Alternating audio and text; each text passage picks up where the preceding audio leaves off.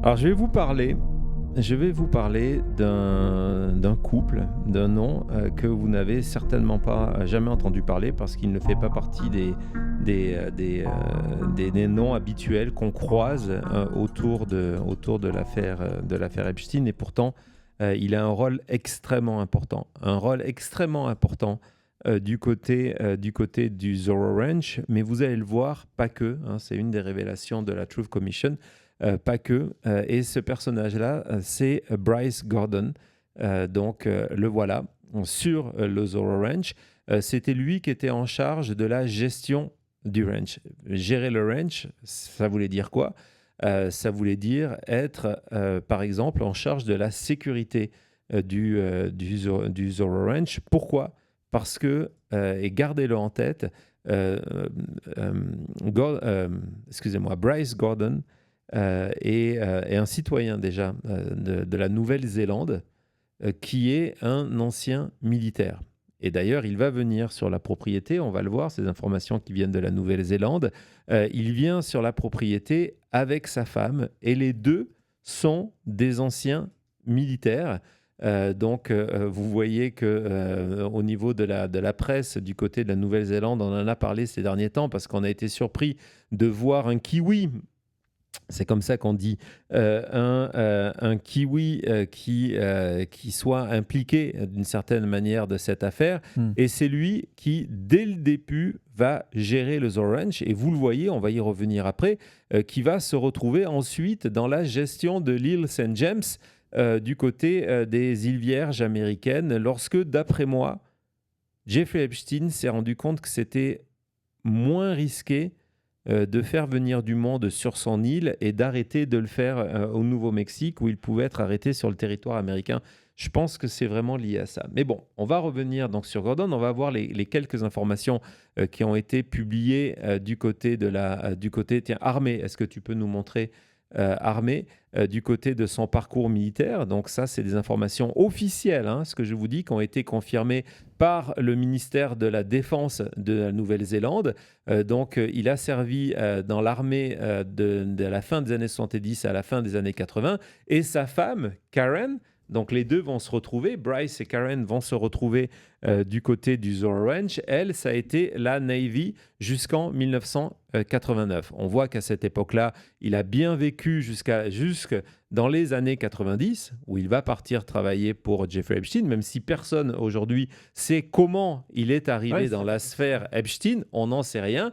On sait qu'il a quitté la Nouvelle-Zélande vers les années 90, mais que c'est aussi un des points intéressants, qu'il a continué à garder des liens d'attache avec la Nouvelle-Zélande en investissant dans les quartiers historiques de la ville principale dont le nom m'échappe. Je pense que c'est un des extraits suivants.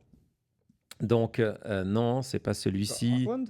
Ça va venir Ouais, Auckland, Auckland, ouais. Dunedin et Queenstown. Donc, c'est quelqu'un Donc il avait l'argent. Hein. c'est quelqu'un qui a eu de l'argent. On va voir qu'à l'époque, il y a 20 ans, 25 ans, Jeffrey Epstein le payait, lui, on ne sait pas combien il payait sa femme, mais lui le payait $200,000 par an.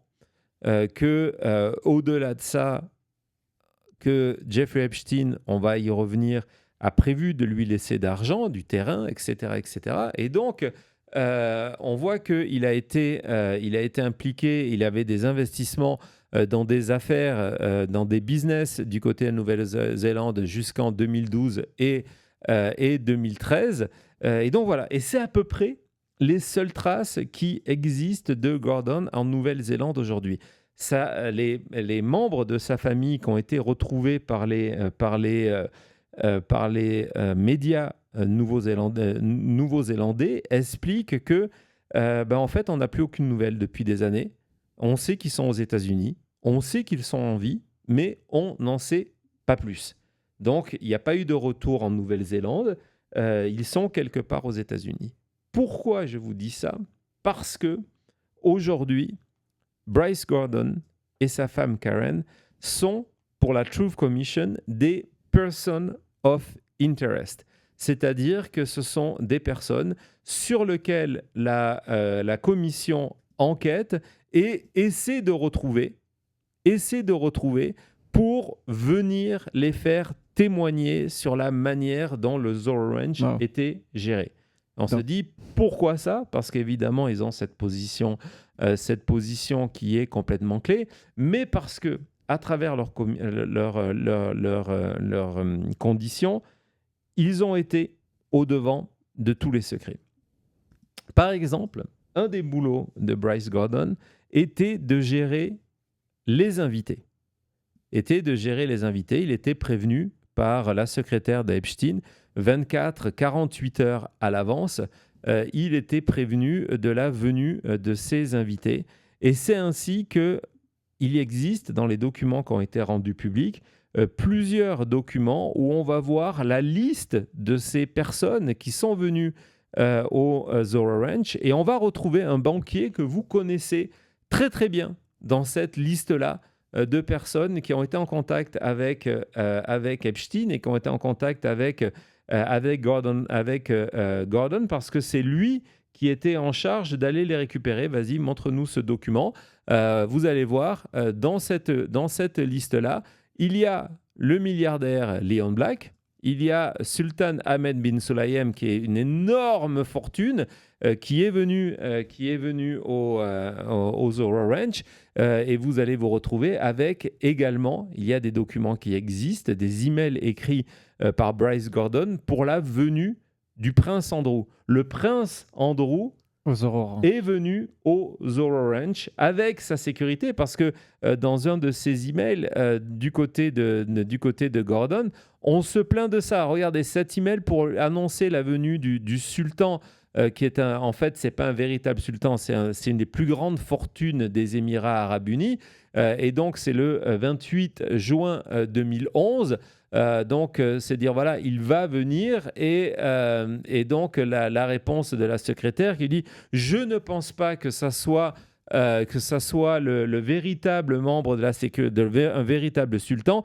Donc, ça veut dire qu'on n'a pas été contacté par sa sécurité, contrairement Wow. lorsque le prince Andrew était là. » C'est une preuve écrite que le prince Andrew a Était passé du temps avant 2011. avant 2011 au Zorro Ranch. Énorme comme dossier de voir ça. Écoutez, le sujet de l'email, c'est Ranch Guest. Il y a aucun...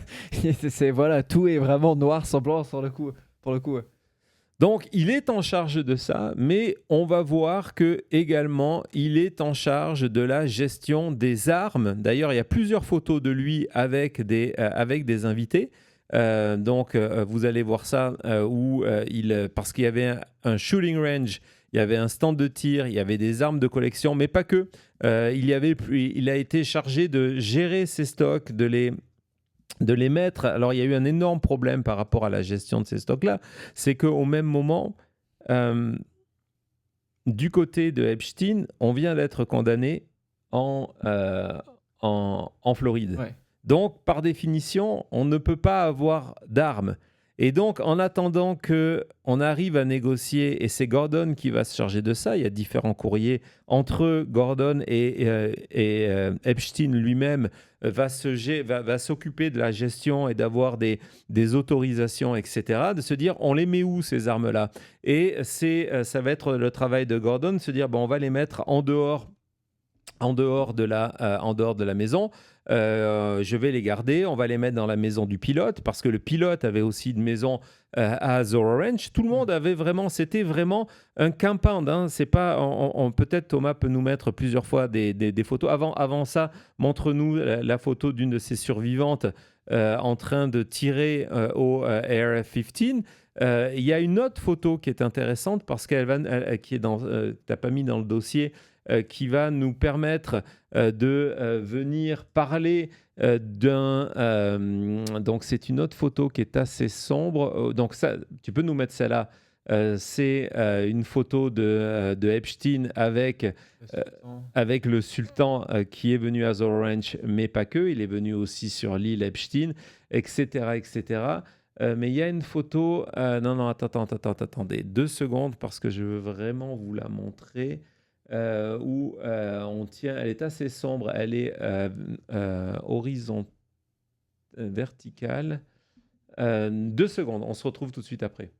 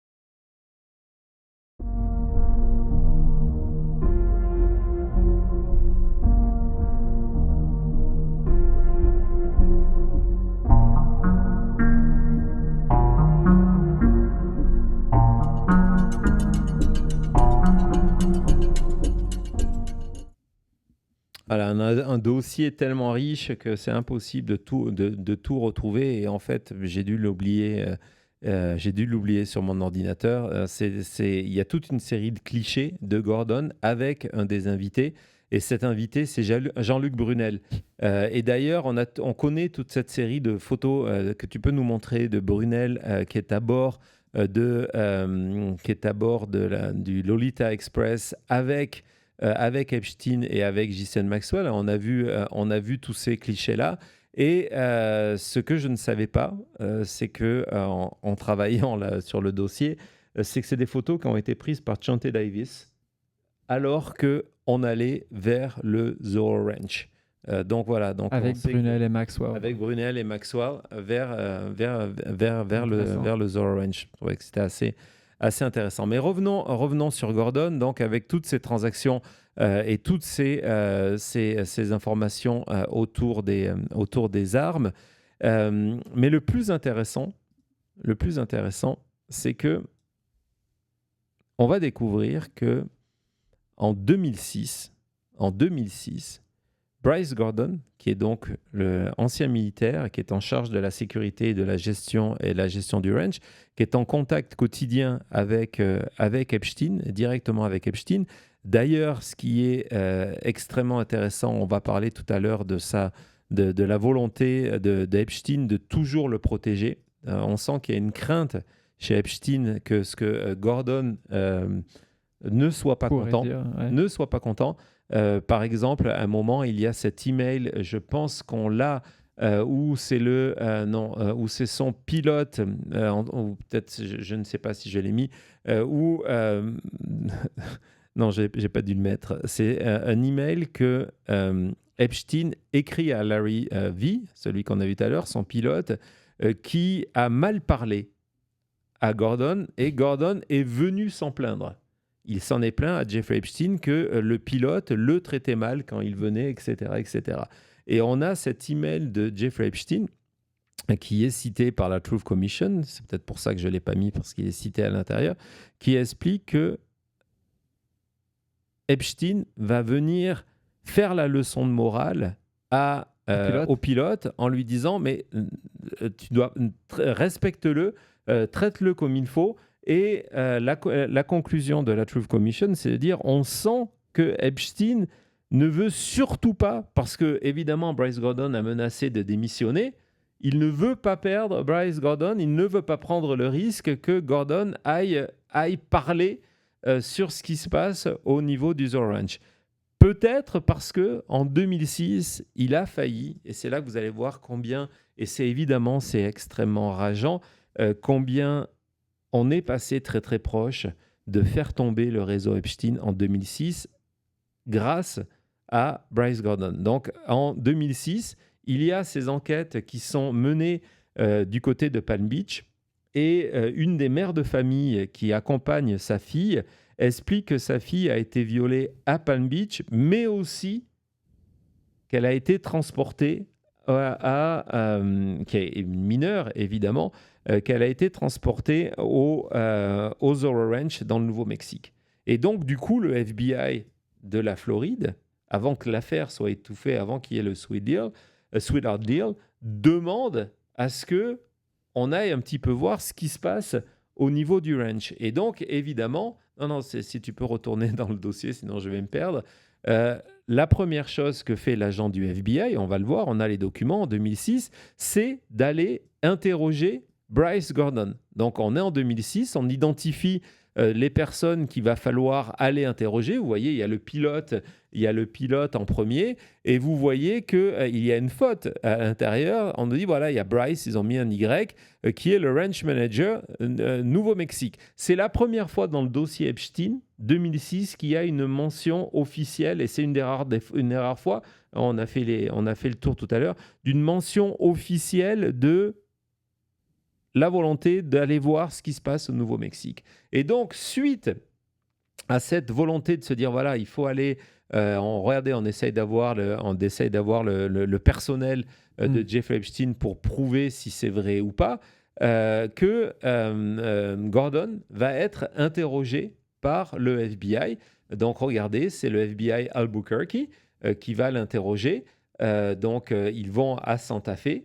On est le 6 décembre 2006, hein, j'insiste vraiment 2006, et il y a cet interrogatoire. Et on va voir à quoi ressemble cet interrogatoire. C'est une seule page qui existe, qui raconte sa fonction. Il dit on peut passer paragraphe par paragraphe.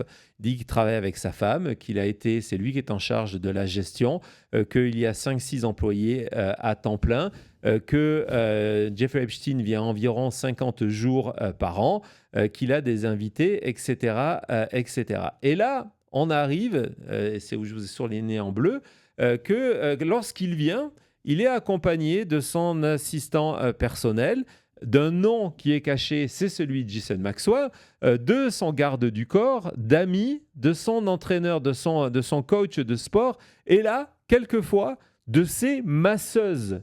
Au pluriel. Au pluriel, masseuses. On va sortir 2 secondes de ce texte-là pour aller voir le témoignage de Virginia Jeffrey. Donc, c'est tout en bas, Zorro. On va passer, commence par le 1, merci. Regardez, c'est un témoignage officiel de Virginia Jeffrey. C'est lorsque Ghislaine Maxwell a eu la très mauvaise idée d'attaquer Virginia Jeffrey pour diffamation. Ouais. Résultat, Virginia Jeffrey a fait 2 choses. Elle a été obligée de prouver que ses dires étaient vrais, et que la deuxième chose, elle a eu accès à Discovery. C'est comme ça qu'on a des tas et des tas d'informations. Et dans le cadre de cette déclaration faite par Virginia Jeffrey, j'ai plus la date en tête, c'est en 2015, on va l'interroger sur le Zorro Ranch parce que Ghislaine Maxwell dit non, mais de toute façon, c'est pas vrai. Elle nous a jamais accompagnés au Zorro Ranch. Donc, elle explique son nom, sa date de naissance, etc.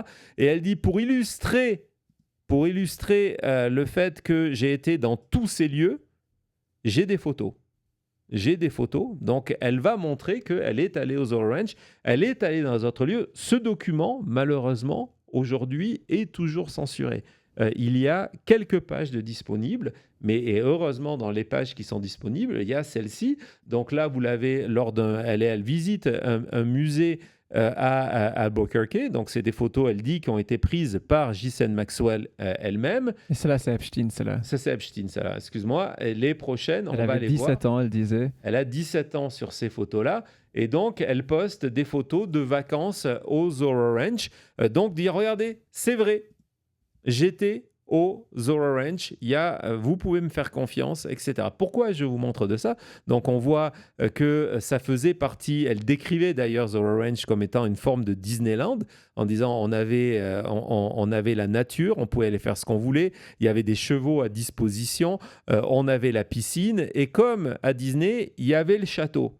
Et c'était dans le château que là, c'était la version cauchemar de Disney qui se déroulait. Et ce qui est intéressant, vous allez voir, Ce sont les 2 points de cette fin de ce témoignage sur Zoro Ranch et en général. Et elle dit, voilà, donc elle dit, quand j'étais avec Jeffrey Epstein, il avait des relations sexuelles avec des mineurs au quotidien. Premier point. Et là, elle dit que c'était, et c'est évidemment, c'est là que je repense, c'est Cody, si tu veux y aller, moi tu parles un petit peu, je me repose. C'est là que j'ai repensé évidemment à Donald Trump, Mais qui a oui. été le meilleur ami de Jeffrey Epstein pendant 15 ans, parce que qu'est-ce qu'elle dit? Elle dit que si vous avez passé du temps à côté avec Epstein ou sur n'importe quelle de ses propriétés, vous savez ce qu'il faisait. Et ce qu'il faisait, c'est que son quotidien, c'était de violer des mineurs. Et exactement, quand on parle de Trump en disant qu'à un moment, l'excuse, c'était... Mais est-ce que tu peux continuer à lire d'abord le document, s'il te plaît? Regarde. Oui, bah, c'est ce que j'ai fait.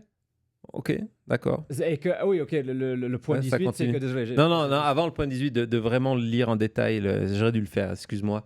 Oui. C'était absolument pas prévu, mais vas-y, donc si tu peux lire la phrase exacte. Que quand j'étais avec lui, Epstein, il couchait avec des filles mineures tous les jours.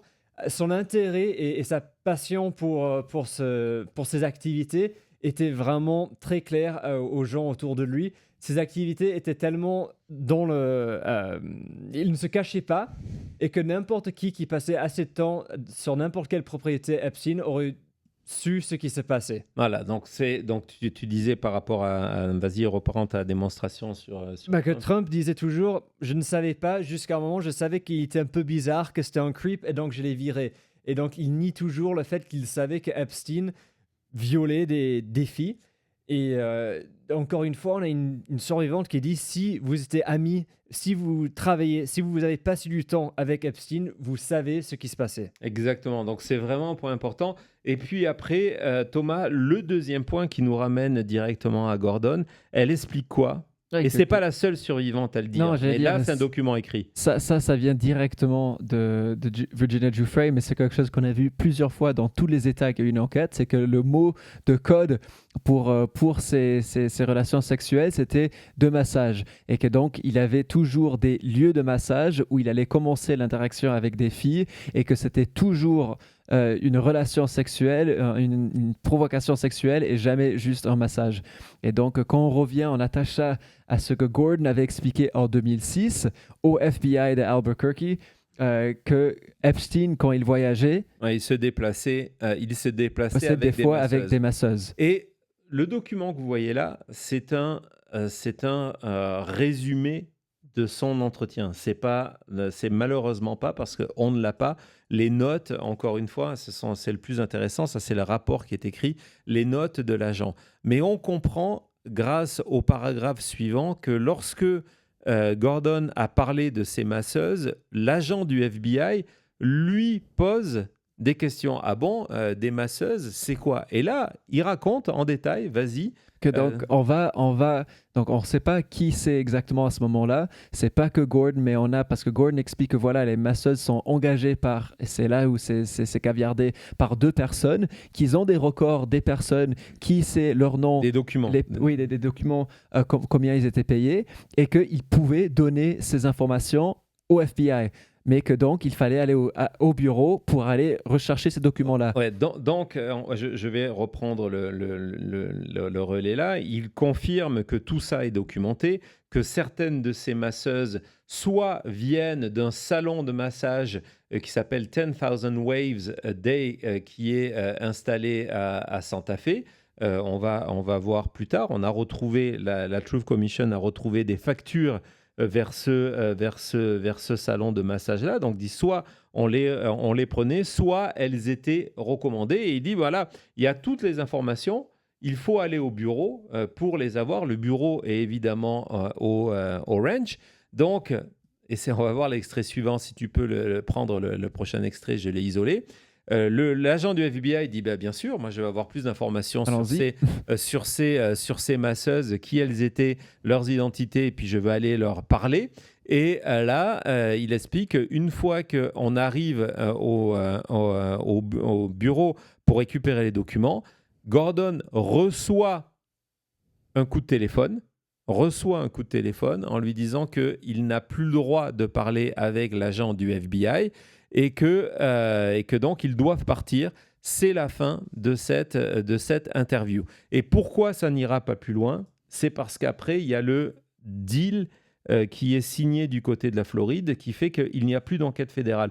Parce que l'enquête qui est signée, le deal qui est signé par Epstein et Acosta au niveau de la Floride limite le cadre. Ce n'est plus une enquête fédérale dans l'ensemble des États-Unis. Donc, la piste du Nouveau-Mexique et du Zorro Ranch s'arrête là. Mais imaginez la chose, l'agent du FBI, on va lui communiquer le nom et les preuves de ces filles qui sont utilisées comme masseuses, qu'elles soient des vraies masseuses ou pas, hein, ça va lancer l'enquête dans des tas de directions. Et Gordon reçoit un coup de téléphone. Qui était au courant à ce moment-là que le FBI était en train d'interroger Gordon? C'est pas lui qui a fait cette démarche, il est seul, et on lui dit non, il faut arrêter, et c'est la fin. C'est évidemment un comportement qui est extrêmement suspect, mais ça va s'arrêter là. Et ce qui est extrêmement frustrant, c'est que lorsque on va réouvrir du côté du Michigan cette nouvelle enquête en 2019, il n'y aura pas plus d'efforts du FBI en 2019 d'aller interroger Bryce Gordon. Alors que ça aurait été extrêmement important parce que, comme on va le voir dans les documents de la Truth Commission, c'est que vous allez voir que c'est lui qui a été ensuite, il a été muté par Epstein du côté de Lille avec comme mission de construire la salle de massage de l'île St. James, et au-delà de ça, du fait qu'il était au courant de ce qu'ils appellent le Ballet and Massage Room dans l'île. Il y avait deux lieux de massage. C'est lui qui était en charge de ça, et c'est lui qui a commandé. Regardez, c'est fou. C'est lui qui a commandé tout ce matériel isolant en termes de son, pour empêcher que l'on entende à l'extérieur ce qui se passait dans ces pièces. C'est lui qui a été en charge de commander ce matériel-là, donc d'isoler en termes sonores ces salles de massage. Donc c'est un témoin extrêmement important. Et c'est pour ça que Epstein, peut-être, a du mal à s'en débarrasser.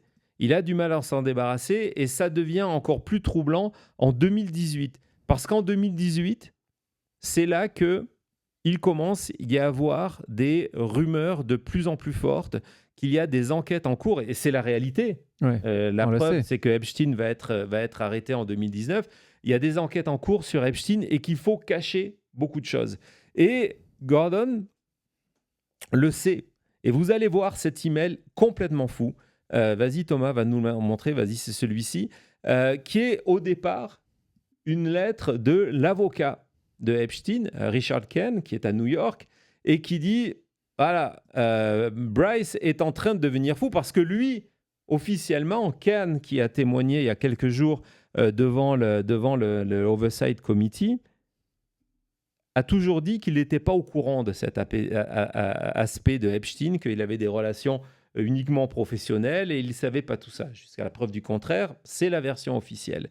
Mais par contre, imaginez que Gordon, du côté du Zorro Ranch et du côté de Little St. James, lui, a dû voir des choses. Parce que ce que l'avocat interprète comme de la paranoïa et de la folie, c'est quoi ? Regardez cet email de Gordon qui propose, pour des questions de sécurité, d'effacer, wipe, tous les téléphones, toutes les mémoires des téléphones de l'île et de détruire la carte de crédit. Détruire la carte de crédit. De détruire la carte de crédit en disant voilà, maintenant on va créer des cartes Visa qui ne vont servir qu'à ça. ensuite de passer les clés de la voiture à telle ou telle personne, En train et d'effacer d'effacer. tout un historique de l'île, quoi. Il est en train, en 2018, ce Bryce Gordon, ancien militaire, est en train d'effacer. Et c'est ce que l'avocat pense que c'est de la folie. Et donc, il demande à Epstein, voilà, le gars devient ingérable. Il devient complètement parano. Officiellement, l'avocat ne sait pas pourquoi. Il dit, voilà, il devient parano, il faut s'en débarrasser. Et Epstein est obligé, parce que sinon ça devient suspicieux au coup de son avocat, de dire, regardez, donc la réponse, le premier lettre, c'est Richard Kahn qui dit, le comportement de Bryce Gordon est en train de montrer qu'il n'a plus la tête à ça, il pense à autre chose.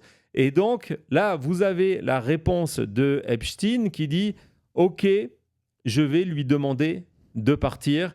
Je vais lui donner une semaine, on va voir ce qui se passe, etc. Donc Epstein dit non, tu vas pas le renvoyer alors que tu es en charge de tout ça, c'est moi qui vais le faire. Et ce qu'a découvert la Truth Commission, c'est que dans la réalité, Epstein n'a jamais renvoyé Gordon. Il a contacté, on est à la fin 2018, en lui disant, écoute, ça serait bien que tu partes un petit peu en vacances.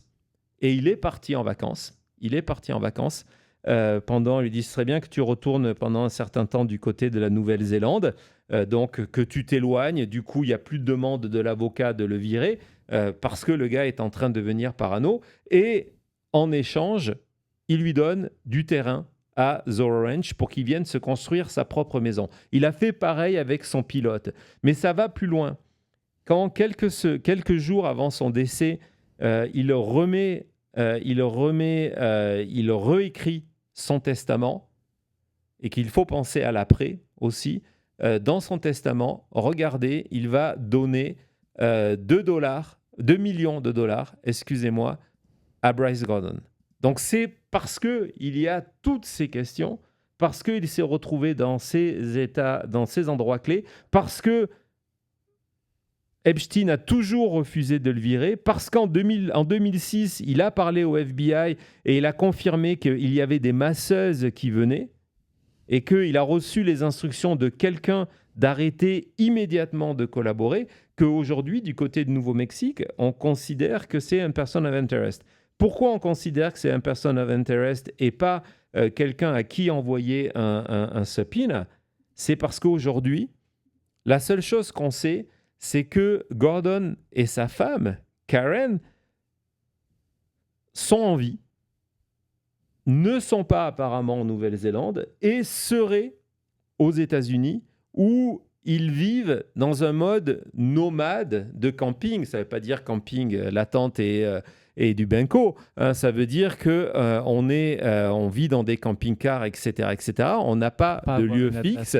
Ouais. La seule chose que la Truth Commission a réussi à retrouver, c'est un cliché récent de Gordon et de sa femme. C'est le seul cliché qui existe.